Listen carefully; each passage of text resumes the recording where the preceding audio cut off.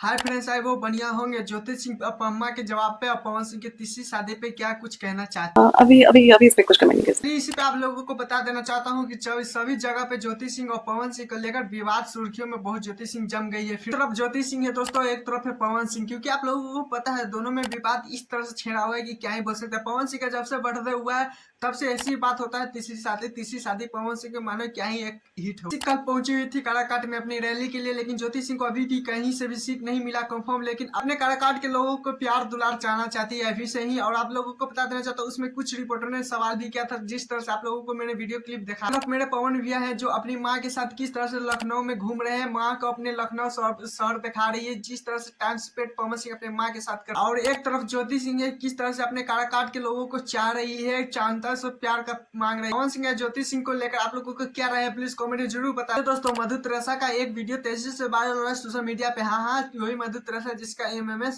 Viral हो। पूछा मधु त्रेसा की काम करिएगा पवन सिंह के साथ। मधु त्रेसा ने बोले कि मुझे काम नहीं देते, मैंने ऑफर किया था लेकिन पवन सिंह काम नहीं दे रहे हैं। लेकिन त्रेसा का कहना है कि जब सनी लियोनी के साथ पवन सिंह सॉन्ग गाए थे तो वो कौन सा भी सुधरी हुई लड़की थी, वो उन पे तो भी उंगलियां नहीं कोई उठाया, लेकिन मैं एक गलती कर दिया तो मुझ पे उंगली उठा दिया। मुद्दे खत्म होने के बाद जब मधु त्रेसा से पूछा जाता है कि बेस्ट सिंगर कौन है तो पवन सर ऑब्वियसली इसमें सवाल ही नहीं होती। अगर आप पूछ रहे हैं तो आपको भी पता है कि कौन बेस्ट है।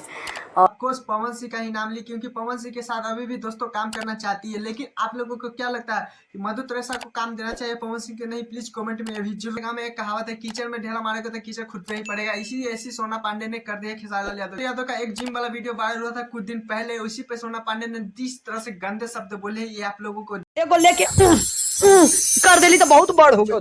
उससे अच्छा हम तो चाहत रही कि आकांक्षा पूरा खोल देले रही, खेसरिया घुसार देले रही। से पहले मैं बता देना चाहता हूँ कि अगर आप लोगों को क्या लगता है सोना पांडे इतना गंदा काम कर दिया और बोल रही है Khesari Lal Yadav Once more, once more, once more, once more, once more. दोस्तों, किस तरह से गंदा शब्द खेसारी लाल यादव के बारे में बोले। खेसारी लाल यादव ने तो आकर बोल भी दिया था कि जिम वाले क्या है था, उसका कारण क्या था। इससे जब पूछा गया तो ये देखिए कैसे भाई वो तो स्टेप है, करो करो ऐसा दम रखो। वो तो जिम नहीं है, वो कुछ और गंदा शब्द देखिए किस तरह से बोलते हैं। तो सोना पांडे क्या ही बोल सकते हैं, अश्लील सॉन्ग में तो ये माहिर है। तो फाइनल यादव के चैनल को सब्सक्राइब, वीडियो को लाइक कीजिए ऐसे अपडेट वीडियो पाने के लिए। टाटा बाय बाय, इसके लिए इतना ही।